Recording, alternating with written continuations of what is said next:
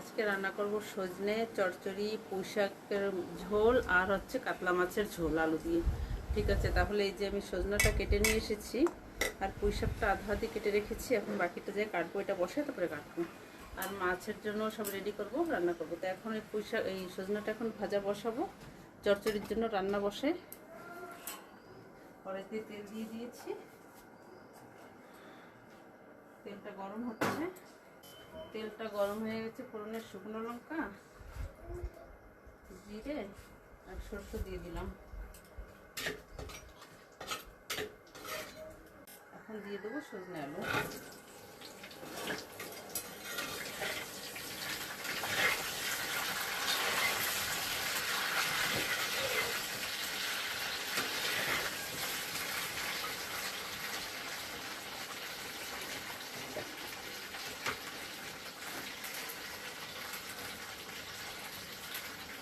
দিলাম লবণ আর হলুদ।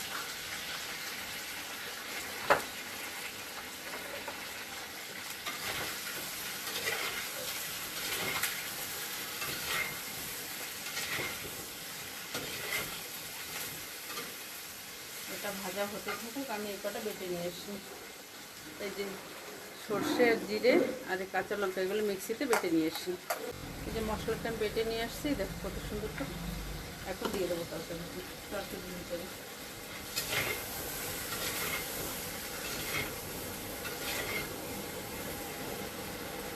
এখন দিয়ে দেবো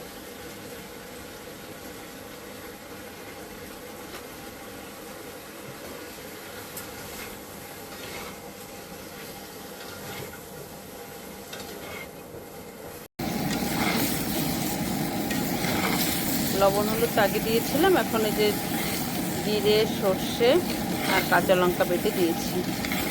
কালারটা খুব সুন্দর এসেছে। বেশি একটা ভাজবো না, এখন জল দিয়ে দেবো।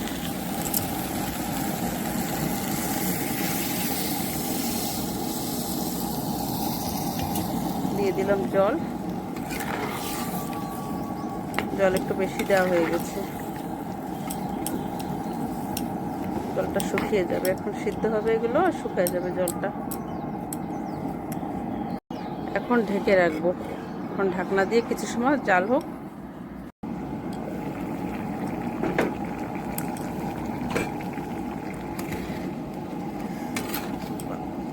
বাবারে কি গরম, আগুনের তাপটা ভীষণ। এখন জলটা পুরো শুকাইলে হবে। দেখো কত সুন্দর ফুটতেছে, আগুনটা কি সুন্দর জ্বলছে।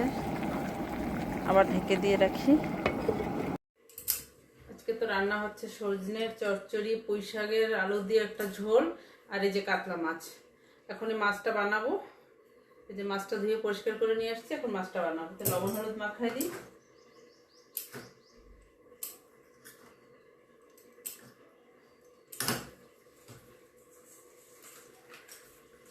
কড়াইতে তেল গরম হচ্ছে, মাছটা আগে ভাজা করে নেব। আলু দিয়ে মাছের ঝোল হবে।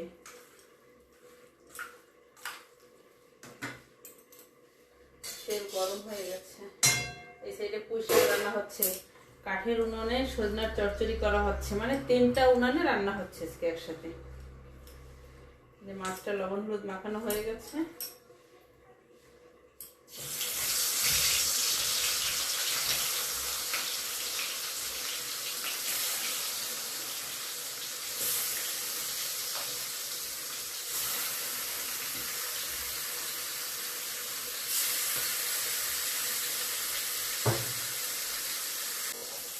দুটো আলু দেবো মাছের জন্য। এখন আলুটা আমি কেটে নিই।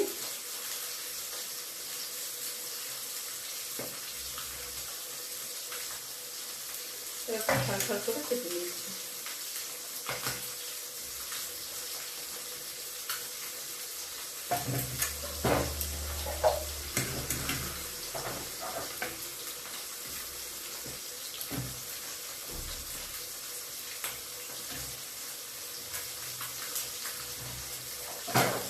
আলুটা কাটা হয়ে গেছে, দিয়ে দিয়েছি। এগুলো উল্টায় দিয়েছে, ভাজা হয়ে গেছে।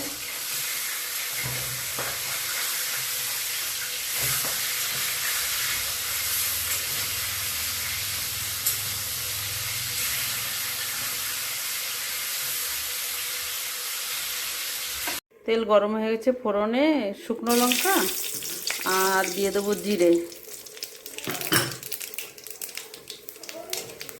এখন ভিতরে দিয়ে দিলাম এই কেটে রাখা আলু।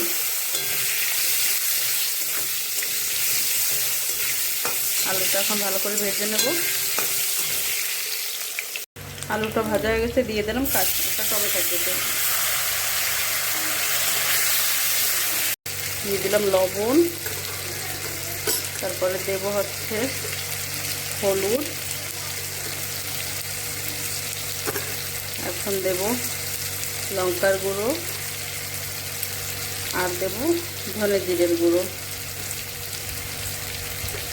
সমস্ত কিছু এখন একটু সময় ভেজে নেব।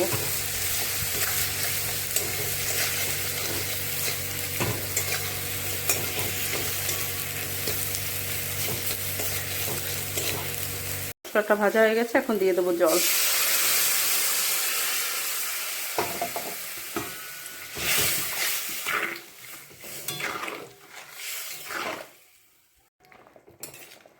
ঝোলটা ফুটে গেছে, এখন দিয়ে দেবো মাছ। আলুও সিদ্ধ হয়ে গেছে, এখন এই মাছগুলো দিয়ে দিলাম। বাবারে, দিকে দিকে লাফ দিচ্ছে মাছ, জলের ভিতরে যায়, ঝোলের ভিতরে যায়, ভাজা মাছ লাফাচ্ছে।